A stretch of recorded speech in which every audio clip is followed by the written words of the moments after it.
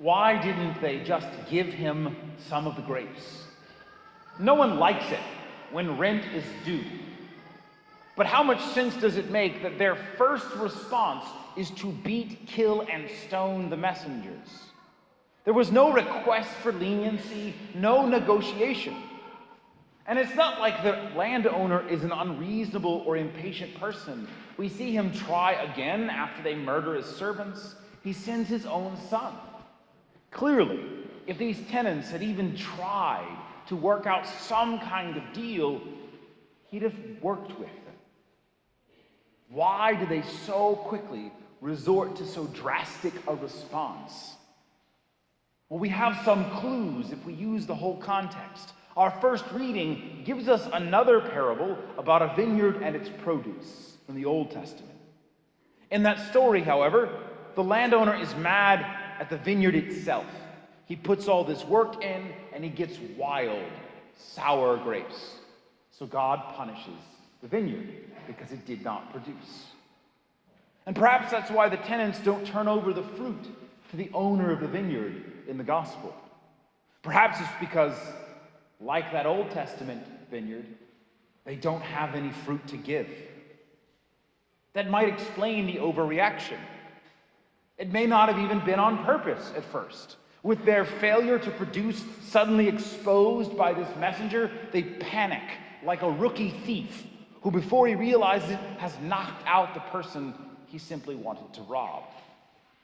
Think about it. When you are suddenly faced with your failure and shame brought into the light, it's easy to act irrationally. Shame and fear can turn to anger and cause you to do or say something you regret. And that shame, fear, and anger can get worse, leading to worse choices. And we even see a progression in how they treat the servants. First, they beat one, and then they kill the next guy, maybe because that fear and shame and anger caused them to get carried away when he comes and asks why they beat up the first guy. And by that point, they're in too deep. The third guy, they stone, implying that they attacked him before he even got close. So these tenants, by this point, are just hoping that the owner would give up, that he would run out of servants to send. And what began as a mere failure to pay what they owe has turned into willful murder. When the son finally arrives, they are so far gone that they actually think they can steal the whole vineyard by killing him. We'll get to keep the vineyard, and then it's no one else's business whether or not we've produced fruit. And that might have worked in real life if the landowner only had limited resources and no one to help him. In this fallen world, injustices like that do happen. People seem to get away with it. For this parable, however, it doesn't work, because the landowner does have the power to give these men what they deserve, and they do deserve death. But if the details of that slide is correct, it's kind of sad, isn't it? These men end up executed because they had a bad crop and were too ashamed to admit it. Maybe they didn't mean to become hardened murderers and thieves at first, but that's just how sin works, isn't it? No one starts as a cold-blooded murderer. Trauma, fear, shame, rash choices, and more can lead a mostly decent person down a descent to outright evil. And some fall quickly and dramatically, some more slowly. At some point, however, we can't pretend the circumstance erases responsibility. At some point, your bad decisions are your bad decisions. The excuse falls away. And this is us, of course. It's a parable about going to hell if we refuse to give to God what we owe him. Not what we think we want to give, what we owe him.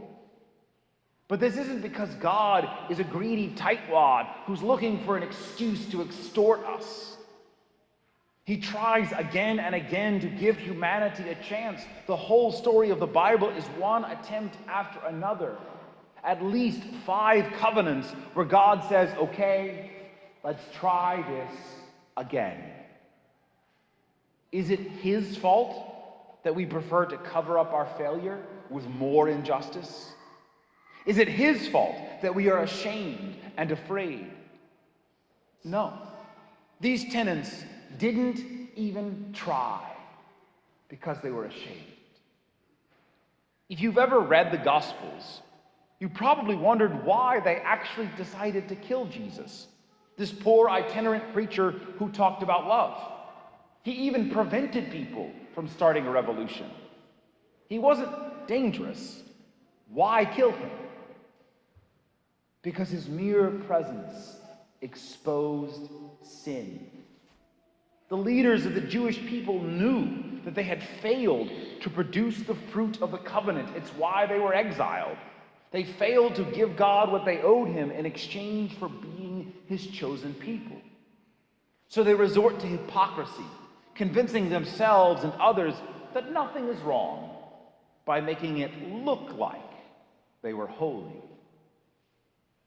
Jesus' integrity, his divine holiness and presence cast a light on the disconnect between the outward appearance of holiness and their inward lack of love of God and neighbor. And to the people who had already known that they had failed to live up, this was a chance to ask for help and mercy. And the prostitutes and tax collectors did just that. But to the people who thought they could hide their shame, it eventually led to a murderous anger. As if they're saying, I have no fruit to give you, but if I kill you, then no one is around to care. But we can't actually kill God, can we? We tried, and he came back. So where is your fruit? How many people have become disciples of Jesus Christ because of you? How many people have stayed Catholic because of you? How many people have become better disciples because of you? How many people have you fed and clothed and visited without personal gain because you saw Christ in them? How much have you grown in virtue and holiness above and beyond what you learned the last time you went to catechism class? Don't be a fool. There is no number you can give to any of those questions that means you're safe. Because we don't just owe God some amount, some percentage. We owe him everything. Because of original sin, it is not possible for us to produce enough to call it even. But that's not actually the problem. The problem is that because of shame and of fear, we don't even try to produce anything. Or we get it into our heads that we don't owe him at all, and so we take for ourselves whatever it is we think will make us happy.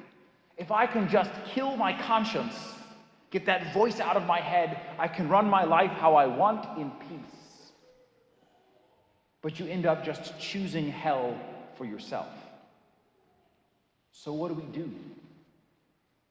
St. Paul tells us, have no anxiety at all, but in everything by prayer and petition with thanksgiving, make your requests known to God. Admit that you cannot save yourself, that you cannot produce enough. Admit that you owe a debt you cannot repay, but do not be ashamed of it.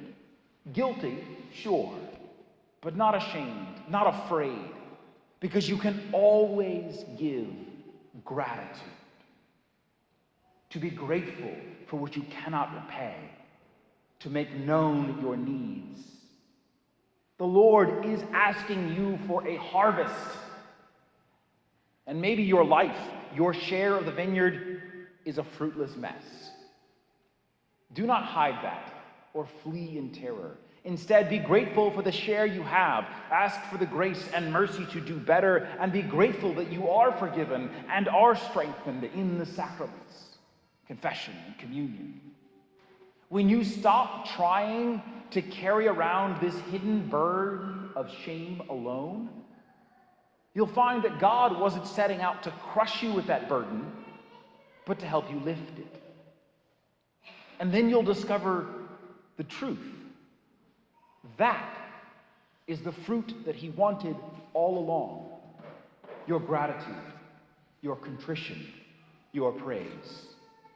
Yes, sincere gratitude and contrition will come with the effort to do better, to pursue, as Paul suggests, whatever is true, honorable, just, pure, lovely, gracious, excellent, or worthy of praise.